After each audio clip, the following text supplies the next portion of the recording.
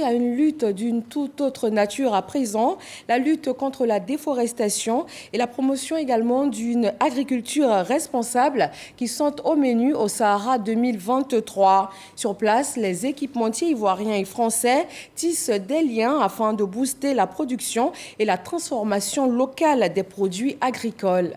Léon Brou. Équipementiers français d'Auvergne en visite guidée des outils et machines de production et de transformation de vivriers du centre de démonstration et de promotion des technologies. Juste pour apprécier le savoir-faire du CDT et des équipementiers ivoiriens, puis place aux échanges. La partie française propose ses compétences face aux attentes des Ivoiriens. Il faut d'abord mécaniser nos cultures aujourd'hui, mais pour le faire, il faut avoir les matériels qui sont adaptés vraiment à ces besoins-là. En Côte d'Ivoire, l'un des freins à l'épanouissement de l'agrotransformation, c'est la question de l'emballage. La question du ramassage de la noix de cajou, qui est une question épineuse. C'est un travail vraiment pénible. On produit des machines pour la récolte et pour le traitement des noix et des pommes de cajou. Alors on veut amener des machines, mais surtout notre savoir-faire. Aussi aborder la question de la pénibilité des travaux, la performance des outils locaux de production ou de transformation et le financement agricole. Ici, l'offre française va de la mécanisation de la production à l'amélioration des capacités industrielles de la Côte d'Ivoire, en passant par la mécanisation de la récolte, la formation des équipementiers nationaux. De quoi susciter un tandem franco-ivoirien. Dans notre stratégie d'accompagnement, nous avons intégré la mise en relation qui permet à des corps qui ne se connaissent pas de se rapprocher et de mettre ensemble leurs compétences, leurs idées au bénéfice du développement. Les technologies des entreprises d'Auvergne-Rhône-Alpes, elles ont toute leur place dans le CDT pour accompagner la souveraineté alimentaire de la Côte d'Ivoire, la montée en compétences des producteurs et des transformateurs et atteindre les objectifs de sécurité alimentaire et de performance agroécologique sur le territoire. Ce partenariat impulsé par le CDT, une retombée du Sahara 2023 pour améliorer la souveraineté alimentaire, créer davantage d'emplois et de revenus dans l'agro-industrie alimentaire.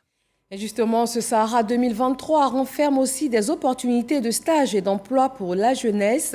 Nos équipes de reportage ont rencontré plusieurs jeunes dans les couloirs de cette rencontre internationale. Ils vont au contact des structures présentes sur place et peuvent s'adresser directement à des responsables de ressources humaines.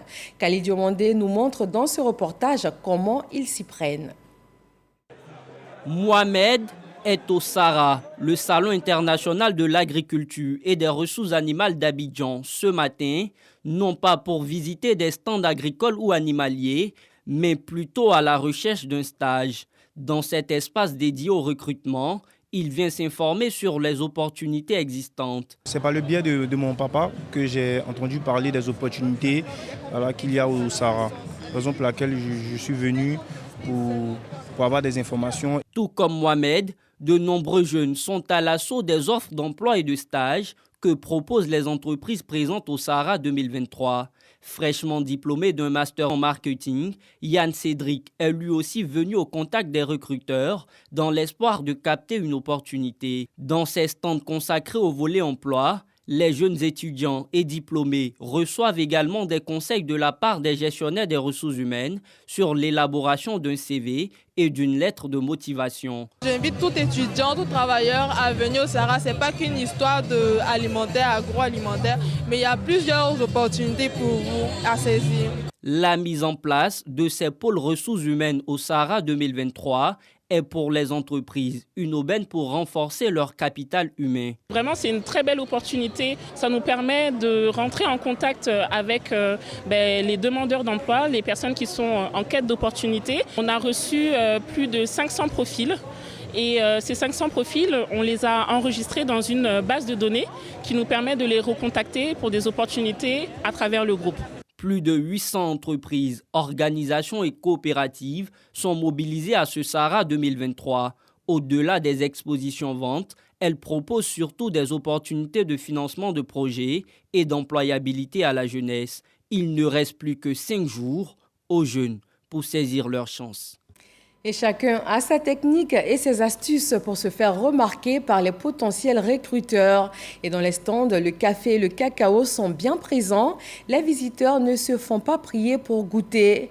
Les producteurs sont d'ailleurs bien contents pour cette campagne qui s'ouvre avec les tarifs de 900 francs CFA le kilogramme pour le café et 1000 francs CFA pour le cacao.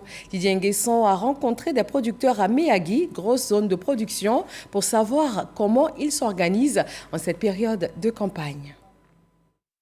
Ces fèves de cacao valent de l'or et comme la pierre précieuse, elles sont bichonnées par les coopératives en attendant de les vendre. Et justement, le prix d'achat est en hausse de 100 francs CFA par kilogramme pour la campagne